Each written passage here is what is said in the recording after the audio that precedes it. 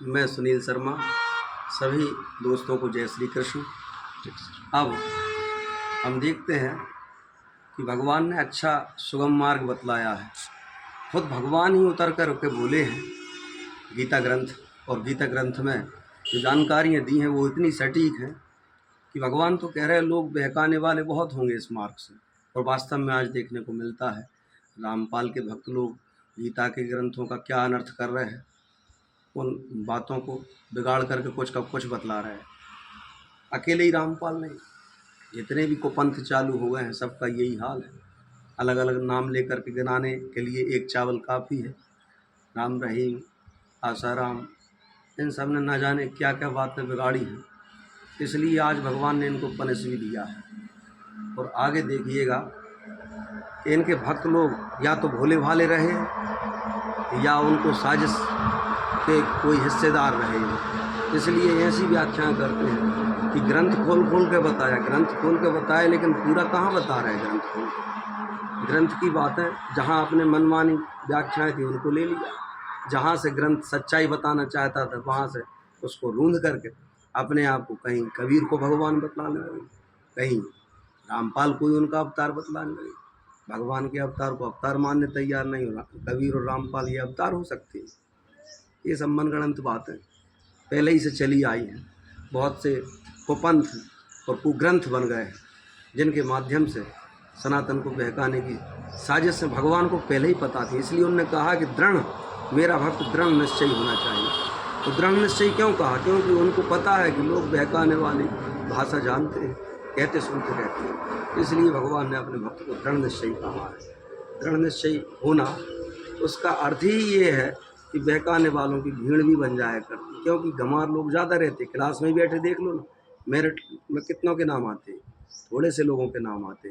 ठीक ऐसे ही ज़माने में गंवार लोग ज़्यादा रहते, समझदार कम रहते। महाभारत युद्ध में भी यही हाल था, गंवारों की बहुत ज़्यादा थी, समझदार लोग थोड़े थे। लेकिन परिणाम स्पष्ट कर देता है कि जो लोग गंवार हैं वे भीड़ भले ही बढ़ा, लेकिन उस भीड़ का नतीजा क्या होगा?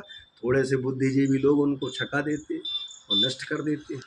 यही तो बड़ी बात है। ये अकल का अंतर यहाँ से नापा जाता है, ना कि भीड़ से। लोग आग भीड़ में मरे जा रहे हैं, जबकि भीड़ क्या है? तारों में भी भीड़ है। अकेला सूरज दिन करता है, तारों से क्या होता है बताइए?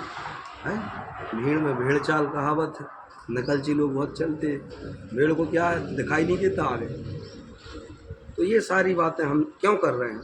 इसलिए कर रहे हैं क्योंकि हमारे पास जब रास्ता साफ हो, बिल्कुल स्पष्टता सब बात हो, उसके बाद भी हम और हमारा समाज बहके और उसे कोई मार्गदर्शन कराने वाला ना हो,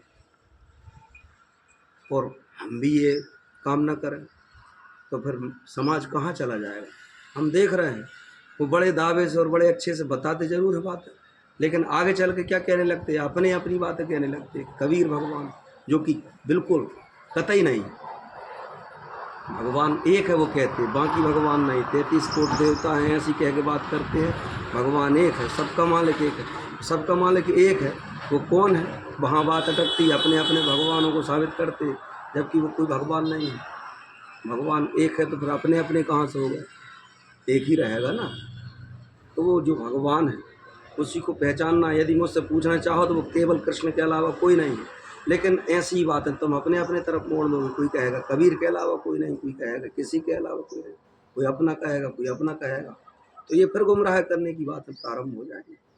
अब लेकिन हमें उन ग्रंथों को पूरे पढ़ना है, क्योंकि भगवान कृष्ण कह रहे हैं विमरस एतद अशेषेण, ये संस्कृत है, पढ़े लिखे लोग समझते हैं। विमरस इसका सीधा अर्थ है विमर्श करना, एतद माने इसका, अशेषेण माने संपूर्ण ग्रंथ का। ऐसा नहीं कि एक श्लोक उठा लिया, अपने मन का उसका अर्थ लिया और बाकी फिर अपनी तरफ निकल गए।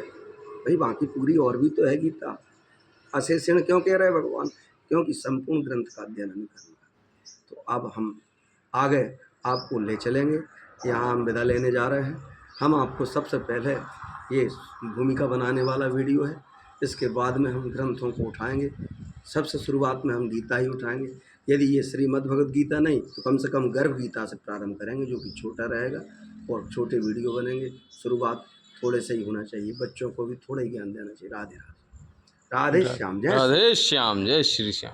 जय श्री कृष्ण के साथ विदा।